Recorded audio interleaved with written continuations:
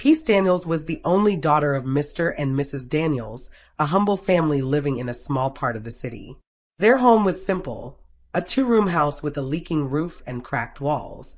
Her father, once a taxi driver, had stopped working due to an illness that weakened his legs.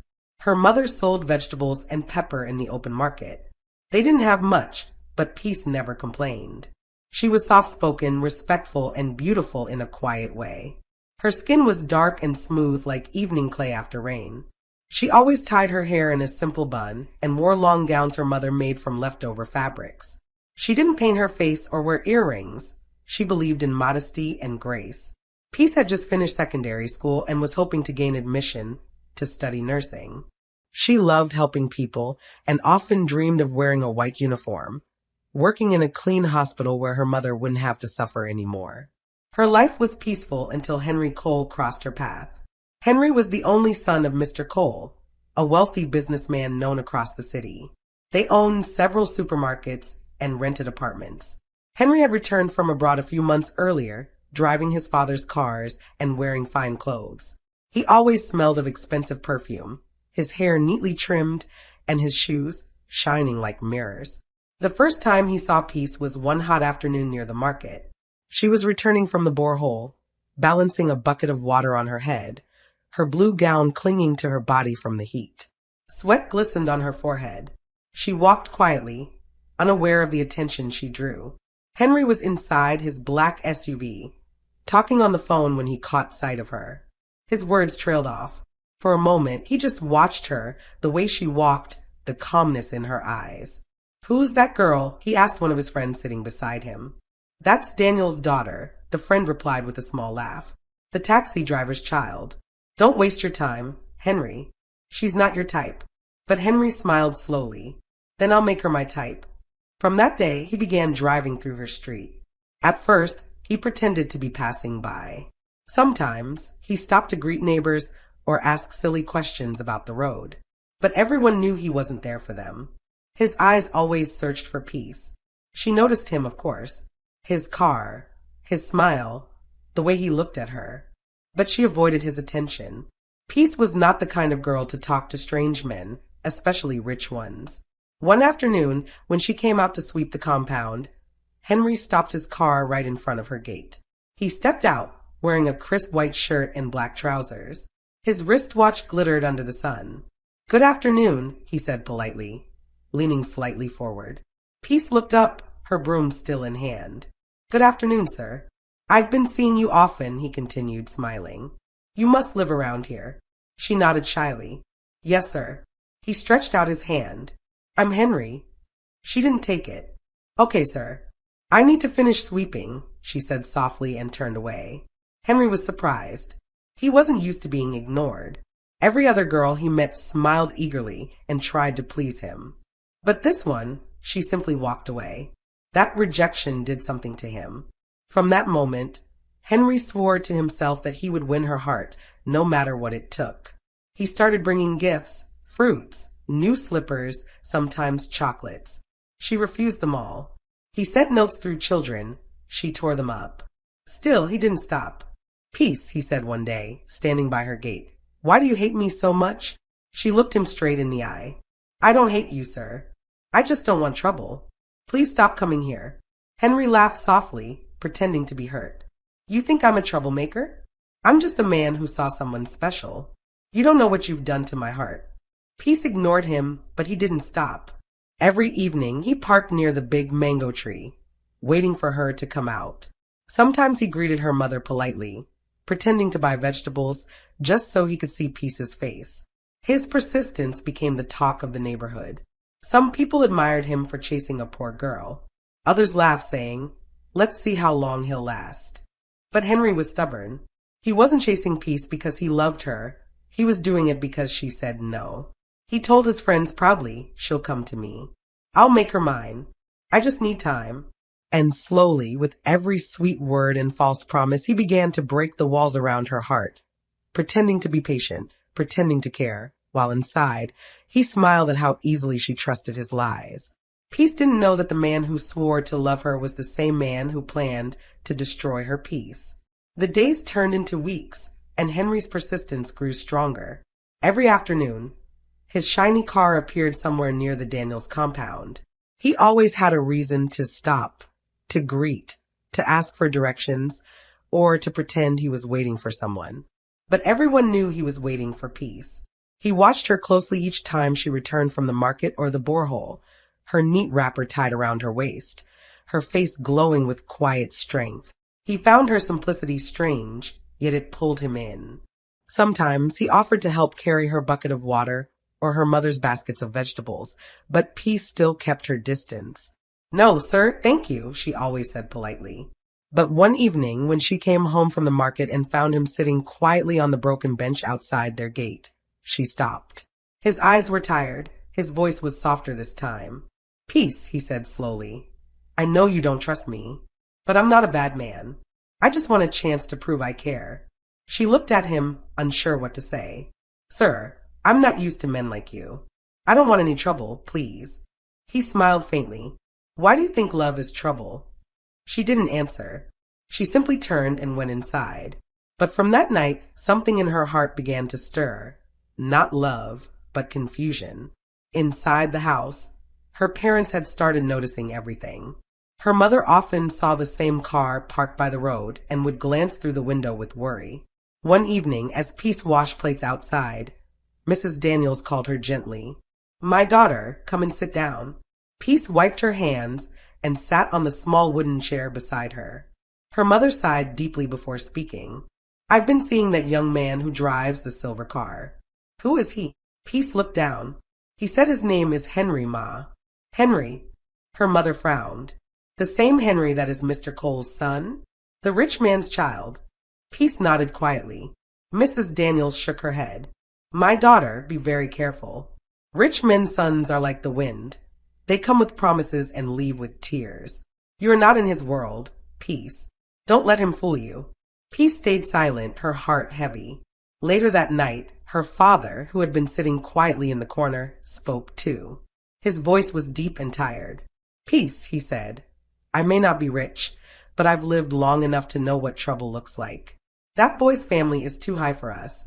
If he truly loves you, he will come with his parents, not with secret visits." Peace nodded respectfully. "Yes, Papa."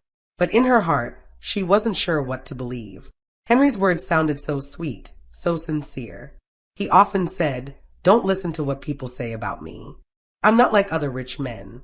Her parents' warnings became like small voices in the wind, heard but not followed. One afternoon, Henry returned again. This time he came on foot. He stood at her gate with a flower in his hand, his white shirt tucked neatly, his shoes polished. "Peace," he called softly. "I just want 5 minutes of your time. Please." She hesitated, then slowly walked toward him. He smiled, seeing her close enough for the first time without fear. "I'm not playing with your feelings," he began. "You think I'm one of those rich men who make promises and disappear. But you're wrong. I'm not like them." "Then why are you doing this?" she asked gently. "Your people will never accept me." Henry sighed and lowered his voice. "Let me worry about that. All I know is that I can't stop thinking about you. If I have to fight my family to prove I love you, I will." Peace looked away, unsure what to say. His words sounded brave and dangerous. From the window, Mrs. Daniels watched everything, her chest tightening. She whispered softly, "Oh Lord, don't let my daughter fall for the wrong man." But Henry had already made up his mind. He wanted peace, not out of love, but pride. He wanted to prove he could get the one girl who refused him.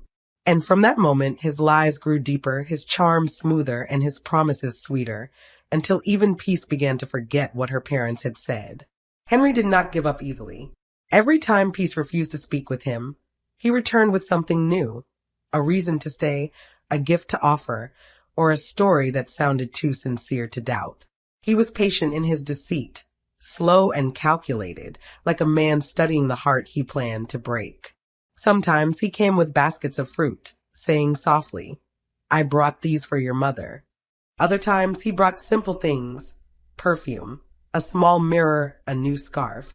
He made each gift seem innocent, yet every word behind it carried a hidden purpose. Peace tried to resist.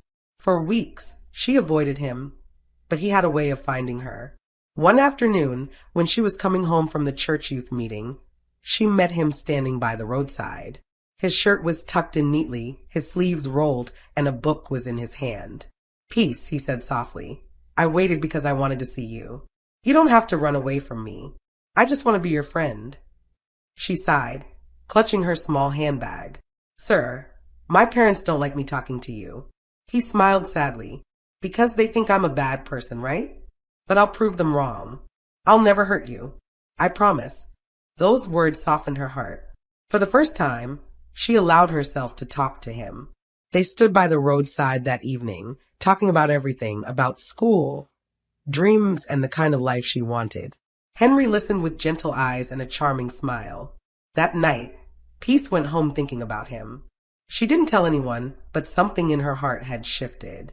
A few days later, Mrs. Daniels noticed her daughter humming softly while cooking. "Peace," she said, narrowing her eyes, "you've been smiling too much these days. Tell me the truth. Are you still seeing that rich boy?"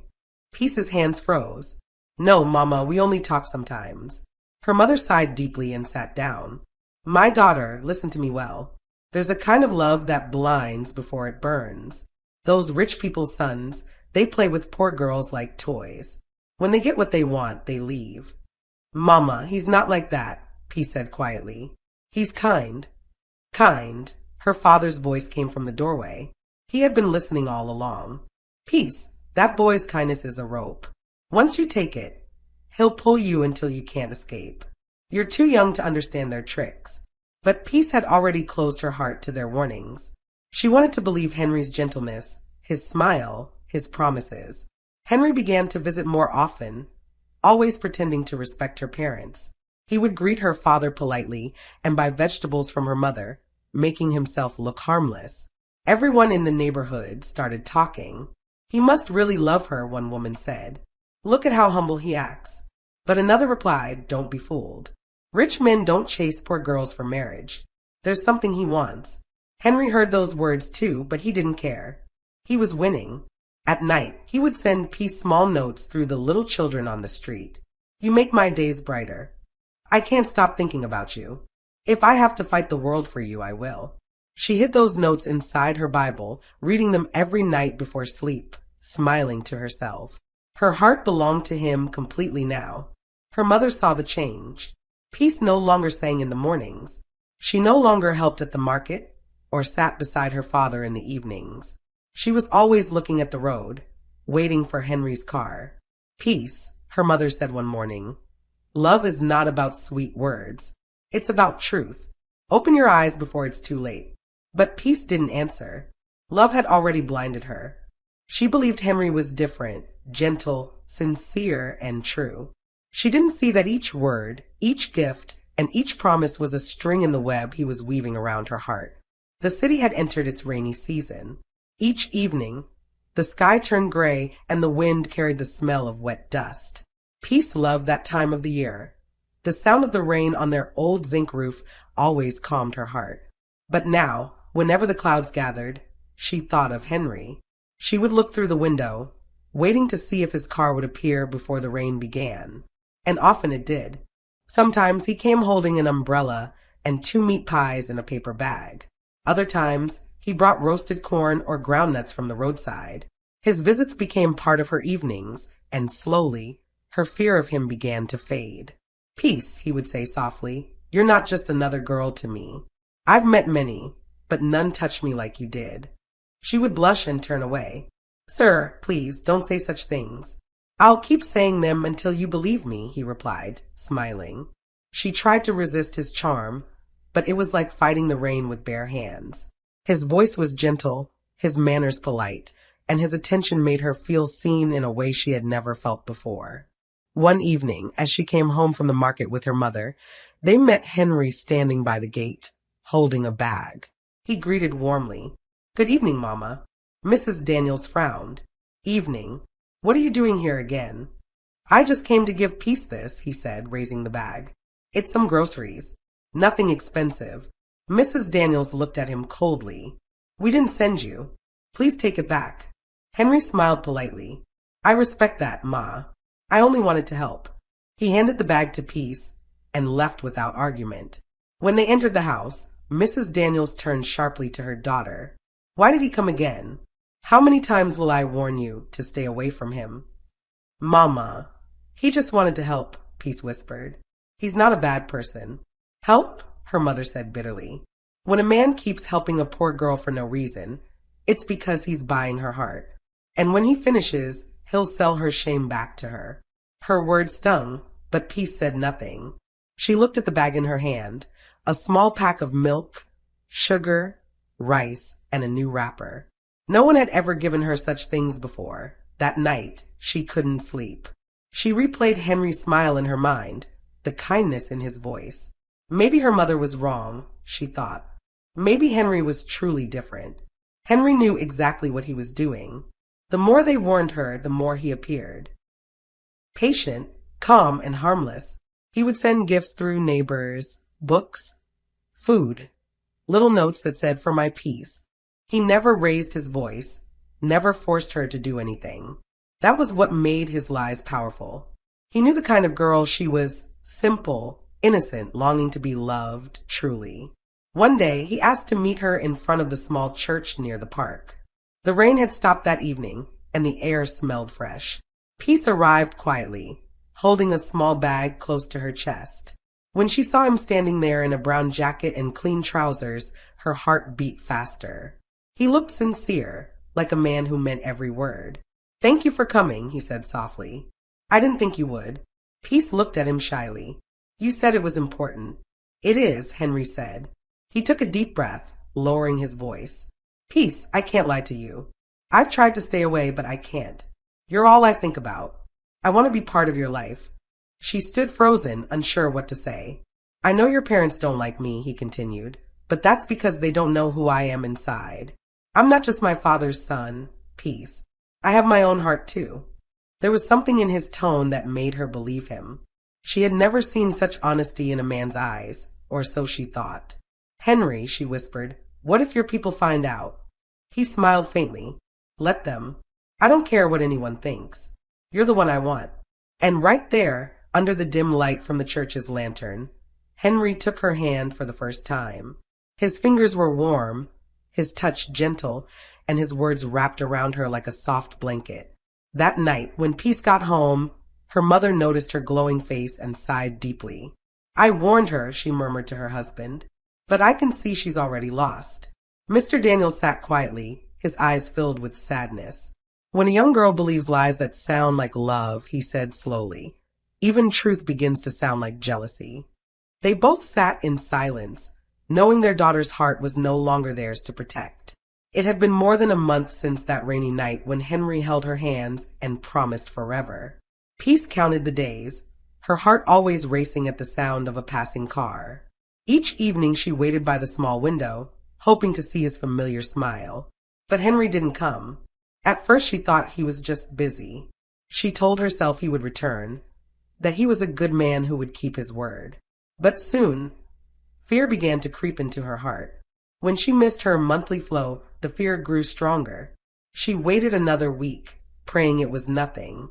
But when her stomach began to feel heavy and she woke up sick each morning, the truth became too loud to ignore. Peace borrowed money from a friend to buy a pregnancy test. She sat on the floor of her small room, her hands trembling as she waited for the result. The 2 red lines appeared clearly. Her eyes filled with tears. She covered her mouth to stop the sob that broke from her chest. She didn't sleep that night. She just kept whispering his name. "Henry, please come back." The next evening, when she finally saw him by the street corner, her heart jumped. He was leaning on his car, scrolling through his phone, dressed in a black t-shirt and jeans. Peace approached quietly, clutching her hands together. "Henry," she said softly, "can I talk to you?" He looked up briefly, his face cold. "I'm in a hurry, Peace." "What is it?" She swallowed hard. "I haven't seen you for weeks. Did you travel like you said?" Henry frowned, checking his watch. "Yes, I did. But I'm back now. What do you want to tell me?" "Make it quick, I'm busy." Peace took a shaky breath. "Okay, the thing is that She stopped, her voice breaking. "I wanted to tell you that I'm pregnant." Henry's expression changed instantly. His face twisted in disbelief and irritation. What? Peace, are you serious? Yes, she whispered, her voice trembling. It's yours. He stepped back as if the ground had shifted beneath him. You can't keep it. My father will kill me if he finds out. Tears filled her eyes. But you promised, Henry, you swore. Don't be foolish, he snapped. You think you can trap me with this nonsense in your belly? You can't ruin my life, do you hear me? Peace gasped, shaking her head. I'm not trapping you, Henry. I just... Shut up, he barked. Don't ever mention my name again, or I'll squeeze you and that thing inside you to death. Am I the only man you've been with? Go and meet whoever got you pregnant and stop disturbing my life. Rubbish. He turned away sharply, his footsteps echoing on the wet road. Henry, please don't leave me, she cried, her voice breaking. But he didn't turn back. The street light flickered weakly above her as the night swallowed his figure. Peace fell to her knees, crying into her palms until her voice went hoarse. Days later, her mother noticed her constant sickness. Peace, are you sick? She asked. You've not been yourself. Peace tried to lie, but when her mother's eyes fell on her trembling hands and pale face, she knew the truth. Peace, she whispered, stepping closer. Don't tell me what I'm thinking. Peace broke down, falling to her knees. Mama, I'm sorry. I didn't mean for this to happen. Mrs. Daniels' cry filled the room. Sorry? Sorry won't clean this shame. What did I tell you about that boy? You've destroyed yourself. Mr. Daniels rushed in from outside. What's going on here? She's pregnant, his wife shouted, her voice shaking. The word struck him like lightning. He froze, staring at his daughter. Then, with a roar that shook the walls, he slammed his fist on the table. Plates scattered to the ground. You what? He thundered. After all our warnings? After everything we did for you? Peace crawled closer, sobbing. Papa, please forgive me. Don't call me that, he shouted, veins bulging on his neck. You've brought bad luck into this house. You've dragged our name into the gutter. Mrs. Daniels sat on the floor, wailing, while her husband stormed out into the night, shouting curses under his breath. By morning, he returned with a decision. Get dressed, he told Peace coldly. We're going to his house. When they arrived at the Cole mansion, the compound was wide and shining, with flowers planted neatly at the gate. Henry's father, Mr. Cole, came out with his son behind him.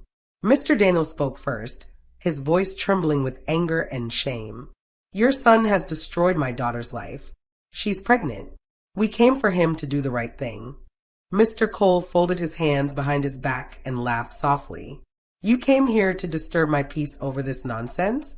You poor people are all the same, always shouting, always making noise. Mr. Daniels clenched his fists. Please, sir, don't insult me.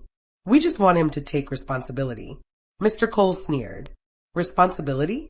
Warn your daughter to keep her legs in one place instead of chasing men around the village. That's what she learned from you, isn't it? Go and train your children properly before bringing shame to other families. Henry stood behind him, silent, his face turned away. Mr. Cole's voice grew sharper. If she's pregnant, that's her problem. My son owes her nothing. And if you ever come here again, I'll call the police. The gate slammed shut in their faces. Mr. Daniel stood still, breathing heavily, his pride shattered. He turned to Peace, his eyes burning with fury. You see what you've done? You see the shame you've brought upon me. The walk home felt longer than ever. No one spoke. The silence was thick and heavy. When they entered the house, Mr. Daniels faced her once more. His voice was cold and final. From tonight, you'll carry your cross alone. Don't ever call me father again. My money will not save you. Go and live with your mistake. Peace fell on the floor, crying and begging, but her father turned away. Her mother stood by the wall, shaking, tears streaming down her face. You should have listened, she whispered. Now look at what love has done to you. That night, the house that once gave her warmth turned into a cage of silence and rejection. Peace lay on the cold floor, weeping until morning, wishing she could undo time, but it was too late. The morning after her father's final words, the house was quiet, too quiet. The air felt heavy, as if sorrow itself had taken a seat in their small living room. Peace sat in the corner, her eyes swollen from crying through the night. Her hands rested on her knees, trembling.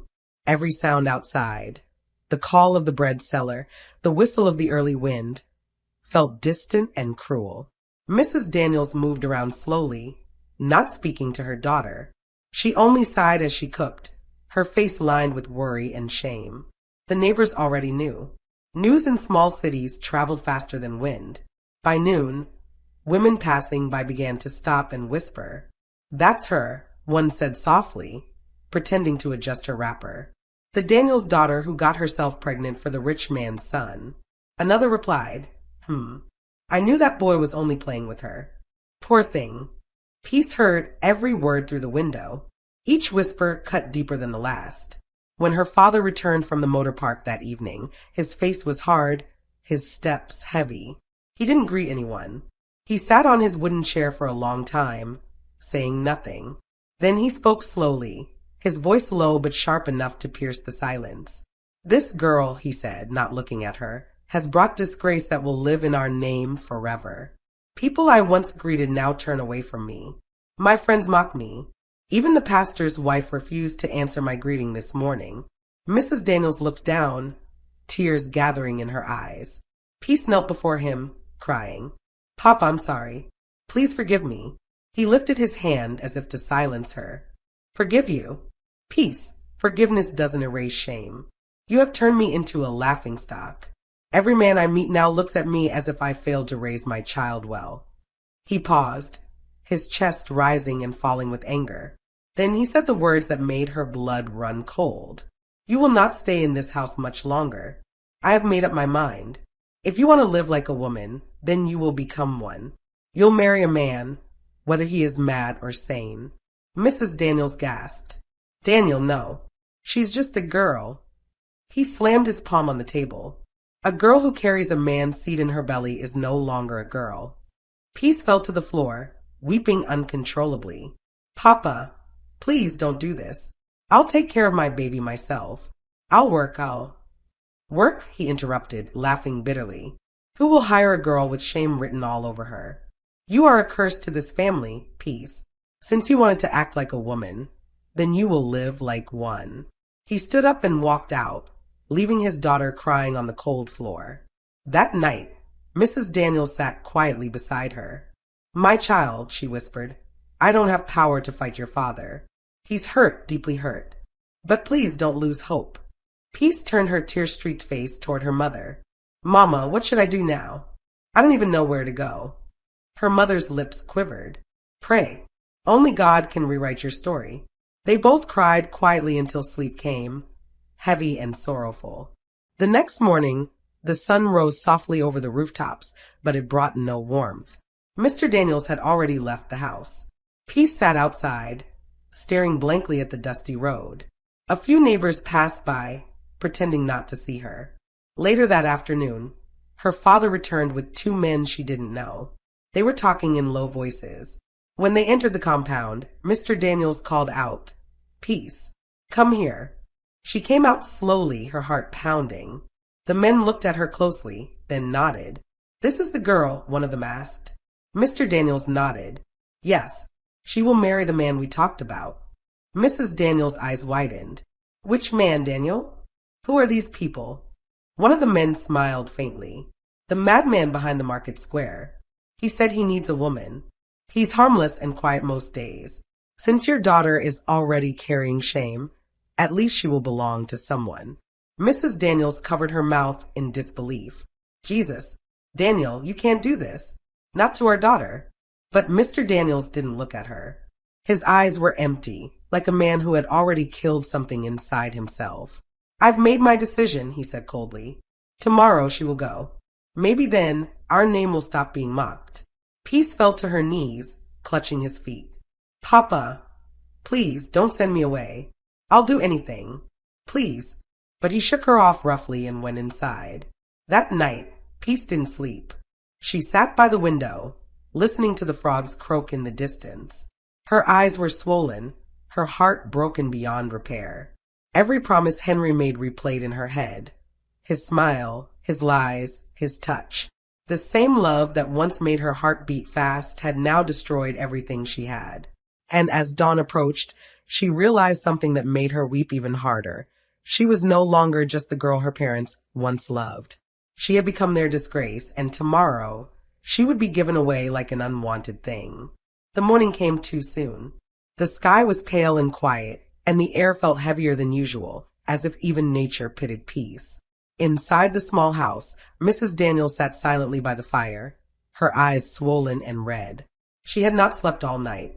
Every few minutes, she looked toward her daughter's room, hoping her husband would change his mind. But Mr. Daniels was already awake, sitting outside with a blank face, his jaw tight. Peace came out slowly, her feet bare, her eyes hollow. She wore an old white gown her mother had once kept for church harvest. It no longer fit well. The edges were torn, the color faded. Yet her father insisted she wear it. "This is the only dress fit for a wedding," he said coldly. Mrs. Daniels followed behind, weeping softly. "Daniel, please, don't do this to our daughter. People will mock us more." "Let them mock," he replied. "At least they will stop calling me the father of a useless girl." By mid-morning, the news had already spread across the city. "Daniels is giving his daughter to the madman behind the market," people whispered. Some came out of curiosity, others for laughter. Women carried baskets, but forgot to sell anything. Young men leaned against trees, shaking their heads. "What a pity," one said. "She used to be so beautiful." At the open ground behind the market, the so-called groom waited. He was known simply as Jonas the Madman. His hair was rough, his clothes dirty, and he spoke to himself while pacing. Children threw pebbles at him from a distance until an elder warned them to stop. When Peace arrived with her parents, the crowd went silent for a moment. She looked like a ghost, pale, trembling, her lips dry. Her hands shook as she held the old Bible her mother forced into her palms. The local pastor stood beside a wooden table that served as an altar. His voice trembled slightly when he began to speak. "We are gathered here to join these two in holy matrimony." Some people laughed under their breath. Others covered their mouths, pretending to pray. Peace stood still, tears streaming silently down her face. Jonas kept muttering to himself, sometimes smiling for no reason, sometimes staring at the ground. When it was time to say the vows, the pastor cleared his throat. "Jonas, do you take this woman to be your wedded wife?" Jonas blinked, then grinned widely. "She's pretty," he said loudly, causing another wave of laughter from the crowd. The pastor turned to Peace. "And you, Peace Daniels, do you take this man as your husband?" She opened her mouth, but no words came. Her mother's soft sobs broke the silence. Mr. Daniels' face remained stone-hard. The pastor repeated the question. Peace lowered her eyes and whispered, "Yes, I do." The crowd gasped. Some laughed. Others shook their heads sadly.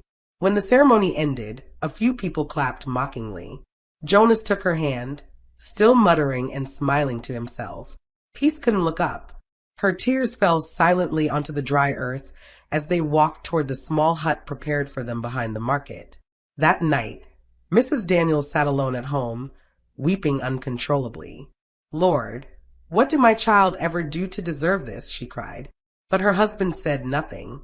He only stared at the wall, his pride wounded beyond repair.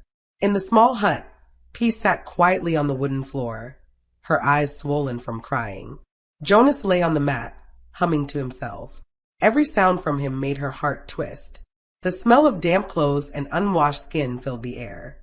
She hugged her knees and whispered to herself, "This is my punishment." Through the tiny window, she could see the moon rising, calm, round, and distant. Somewhere in that same city, Henry was probably laughing, living freely, while her life was ending before it had even begun. She thought of her mother's gentle voice, of her father's laughter from years ago when the family still had peace, and she wept harder. Jonas turned and looked at her briefly. "Why are you crying?" he asked in a confused voice. "People only cry when it rains." Peace didn't answer. She just wiped her face and turned away. The night stretched endlessly, filled with the distant sound of drums from the market square and her own quiet sobs. By morning, the news had spread across the city. Peace Daniels, the once beautiful daughter of the taxi driver, had married the madman. The laughter of the villagers echoed in every corner. And though Peace tried to hide her face when she went to fetch water, she could still hear them whispering. There she goes, the madman's wife. Far away from the little hut behind the market, laughter filled the city night. Henry sat with his friends in his father's house, bottles of beer scattered across the table. The television played softly, but none of them cared about what was showing. They were too busy talking about Peace, the girl Henry once claimed to love.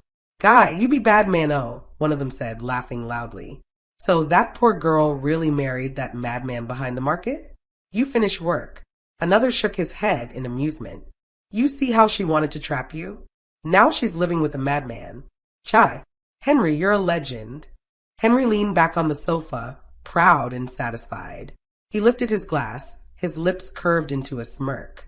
"I told you boys, no girl can play me. She thought tears could hold me down. I warned her, didn't I?"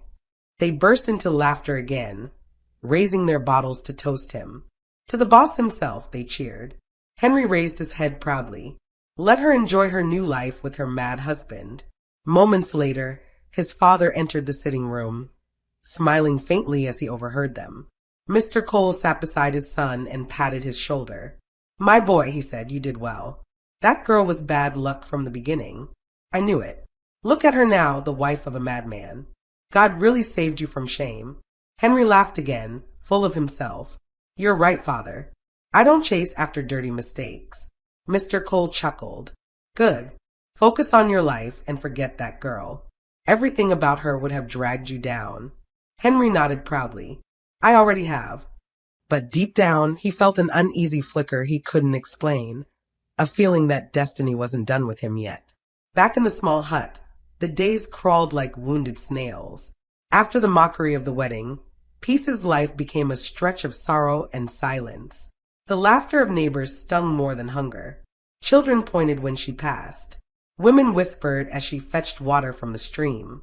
Jonas, the man everyone called mad, left the hut every morning, carrying his worn-out bag.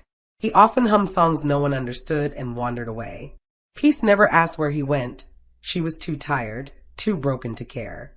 The first day he didn't return, she sat by the doorway until night, waiting. The second day came, and people started murmuring.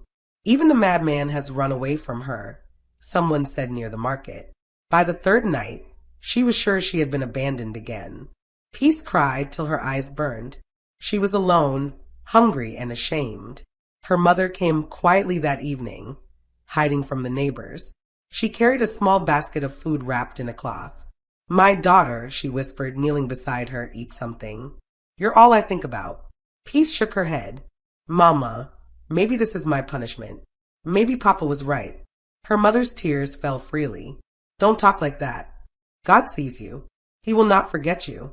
They sat in silence, holding hands, until the night swallowed their whispers.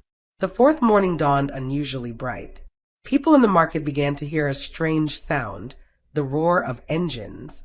3 cars rolled slowly down the narrow road, a sleek Lamborghini in front, followed by 2 black SUVs. Dust rose in the air, and everyone ran out to see. The cars stopped right before the small hut. The doors opened, and from the Lamborghini stepped Jonas. But he was no longer the man they knew. His hair was clean and neatly trimmed. His beard was gone, revealing smooth, handsome features. He wore a dark blue suit that caught the sunlight and expensive shoes that gleamed with every step. The 2 men beside him, tall, dressed in black, bowed slightly as he walked forward. The whole street went silent. Even the wind seemed to pause. Peace stood frozen at the doorway, her heart pounding. Her lips trembled. "Jonas," she whispered, barely breathing. You're not mad?" Jonas smiled gently, his voice calm and clear. "No, my wife," he said softly, walking toward her. "I was never mad." Gasps filled the air. The people who once mocked her pressed closer, unable to believe their eyes. Jonas turned to face them all. "My name is Dr. Jonas Edward," he said firmly. "I came here in disguise to find a woman with a pure heart, someone who could love a man without knowing his wealth. The world is full of lies, but this woman, Peace Daniels, showed me a kind of love that even money cannot buy." For a moment, no one spoke. The same villagers who once laughed now bowed their heads in shame. From the edge of the crowd, Mr. Daniels and his wife pushed forward. Her mother's face was wet with tears. Her father's legs shook as he stepped closer. He fell to his knees before Jonas, his voice cracking. "My son, forgive me," he said, his words trembling. "I didn't know. I called you mad. I cursed my own daughter. I thought I was doing right, but I was blind." Tears streamed down Peace's face. She covered her mouth and wept as Jonas reached out his hand to her father. "Get up, father," Jonas said gently. "Your words came from pain, not hatred. What's done is done. Today, let's forgive and begin again." Mr. Daniels stood slowly, tears running down his cheeks. "God bless you, my son. You've shown me mercy greater than I deserve." Jonas turned to Peace and held out his hand. "Come home with me," he said softly. That evening, Peace rode beside her husband in the shining Lamborghini. Her hands trembled as she looked at him, still unable to believe he was real. The two black SUVs followed behind as they left the dusty road for the smooth highway leading to the city. When they arrived, she gasped. The mansion stood like a palace, marble walls, glass windows, gardens that stretched like fields. Inside, maids hurried to welcome them, bowing respectfully. "This is our home," Jonas said, smiling as he guided her inside. For the first time in months, Peace's tears were not from pain, but joy. Days turned into weeks, and life blossomed again. Jonas treated her like a queen. Mr. and Mrs. Daniels often visited, their hearts full of gratitude and repentance. But when the story reached Henry, it struck like thunder. He was sitting in his office when one of his old friends came running in, nearly breathless. "Henry, you won't believe it. That madman your girl married, he's not mad. He's a billionaire." Henry froze, his pen dropping from his hand. "What did you say?" The friend nodded quickly. "He came back to the village with the convoy. The girl you mocked, she's now living in a mansion." Henry's face darkened. He stood up slowly, his fists clenching. "No, that can't be." That evening, he stormed home and faced his father. "Did you hear the news? That girl is married to a billionaire." Mr. Cole shrugged. "Let her enjoy her luck. You escaped trouble." Henry's eyes burned. "No, father. She doesn't deserve it. She was supposed to suffer, not live in gold. She's carrying my child. That baby is mine." His father stared at him, confused. "Henry, are you mad? You said the baby wasn't yours." Henry paced the floor angrily. "I changed my mind. I'll get that child back if it's the last thing I do." 9 months later, Peace gave birth to a bouncing baby boy. The mansion filled with joy and laughter. Jonas held her hand tightly as the nurses placed the baby in her arms. "You've given me everything, my love," he whispered. But their peace didn't last long.